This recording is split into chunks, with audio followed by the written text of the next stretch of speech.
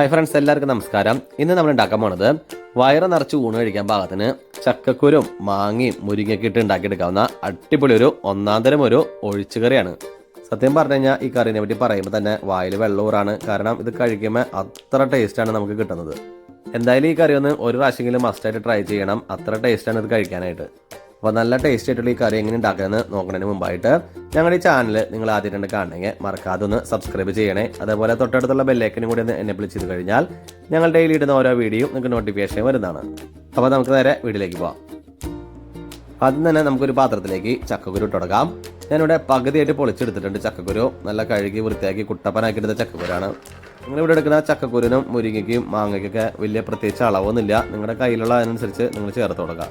അതേപോലെ നീളനെ അരിഞ്ഞെടുത്ത മാങ്ങ ചേർത്ത് കൊടുക്കാം. ഞാൻ മീഡിയം സൈസ് ഒരു മാങ്ങയാണ് എടുത്തിട്ടുള്ളത്.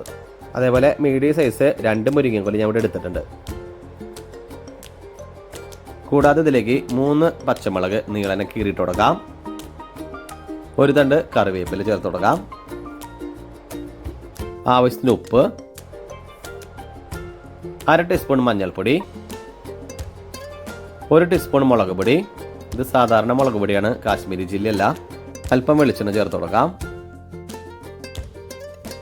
കൂടാതെ ഇതിലേക്ക് വേവാൻ പാകത്തിനുള്ള വെള്ളം ചേർത്ത് കൊടുക്കാം. ഏകദേശം നമ്മൾ ഈ ചേർത്ത് കൊടുത്ത എല്ലാ കഷ്ണങ്ങളും മുങ്ങിക്കിടക്കാൻ പാകത്തിന് വേണം വെള്ളം ചേർത്ത് കൊടുക്കാനായിട്ട്.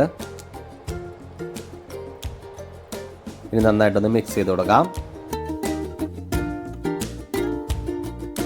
ഇനി നമുക്ക് അടച്ചു വെച്ച് മീഡിയം ഫ്ലെയിമിലൊന്ന് വേവിച്ചെടുക്കാം. ഇത് വെന്ത് വന്ന സമയം കൊണ്ട് നമുക്ക് ഇതിലേക്ക് വേണ്ട അരപ്പൊന്ന് റെഡിയാക്കാം. ഇതിനായിട്ട് മിക്സിയുടെ ചെറിയ ജാറിലേക്ക് 1/2 കപ്പ് അളവിൽ ചിരകിയ തേങ്ങ ചേർത്ത് കൊടുക്കാം. 5 ചെറിയ ഉള്ളി ചേർത്ത് കൊടുക്കാം. 5 വെളുത്തുള്ളി കൂടി ചേർത്ത് കൊടുക്കാം.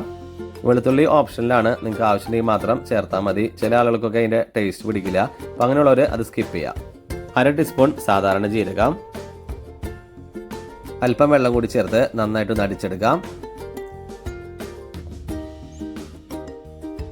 അപ്പോൾ നമ്മുടെ കഷ്ണങ്ങളൊക്കെ വേവിക്കാൻ വെച്ചിട്ട് കുറച്ച് സമയമായിട്ടുണ്ട്. നമുക്കൊന്ന് തുറന്നു നോക്കാം.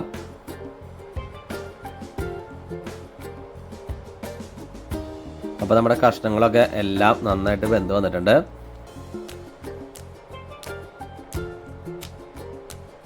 ഈ സമയത്ത് ഇതിലേക്ക് നമ്മൾ അരച്ച് മാറ്റി വെച്ച തേങ്ങയുടെ അരപ്പ് ചേർത്ത് കൊടുക്കാം. നന്നായിട്ടൊന്ന് മിക്സ് ചെയ്യാം. അതേപോലെ തേങ്ങയുടെ അരപ്പ് ചേർത്തതിന് ശേഷം ഹൈ ഫ്ലെയിമിൽ ഇളക്കാൻ പാടില്ല. ഒരു ലോ ടു മീഡിയം ഫ്ലെയിമിൽ ഇളക്കി കൊടുത്താൽ മതി. ഹൈ ഫ്ലെയിമിൽ മിക്സ് ചെയ്യാൻ ട്രൈ ചെയ്ത് കഴിഞ്ഞാൽ പിരിയാനായിട്ടുള്ള ചാൻസ് ഉണ്ട്. അപ്പോൾ നിങ്ങൾ പ്രത്യേകം ശ്രദ്ധിക്കുക. അപ്പോൾ നമ്മുടെ കറി നമ്മൾ നന്നായിട്ട് മിക്സ് ചെയ്തെടുത്തിട്ടുണ്ട്. തള വരുന്നവരൊന്ന് വെയിറ്റ് ചെയ്യാം. തള വരുമ്പോൾ തന്നെ നമുക്ക് ഇവിടെ നിറക്കാം. അപ്പോൾ നമ്മുടെ കറിയിൽ തളയൊക്കെ വന്ന് തുടങ്ങിയിട്ടുണ്ട്. നമുക്ക് ഇവിടെ നിന്ന് എടുത്ത് മാറ്റി ഇതിലേക്ക് വേണ്ട താളിപ്പ് റെഡിയാക്കാം.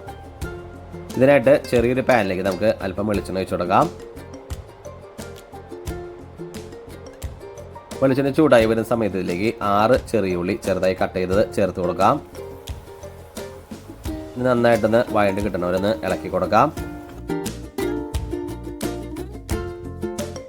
അപ്പോൾ നമ്മൾ ചേർത്ത് കൊടുത്ത ചെറിയ ഉള്ളിക്ക് നന്നായിട്ട് വഴണ്ട് വന്നിട്ടുണ്ട്. ഇനി ഇതിലേക്ക് നമുക്ക് 1 തണ്ട് കറിവേപ്പില ചേർത്ത് കൊടുക്കാം. അതേപോലെ 3 വറ്റൽമുളക് ചെറുതായി ഒന്ന് പൊട്ടി ചേർത്ത് കൊടുക്കാം. ഇനി നന്നായിട്ടൊന്ന് മിക്സ് ചെയ്തതിന് ശേഷം നമുക്ക് കറിയിലേക്ക് ഒഴിച്ചു കൊടുക്കാം.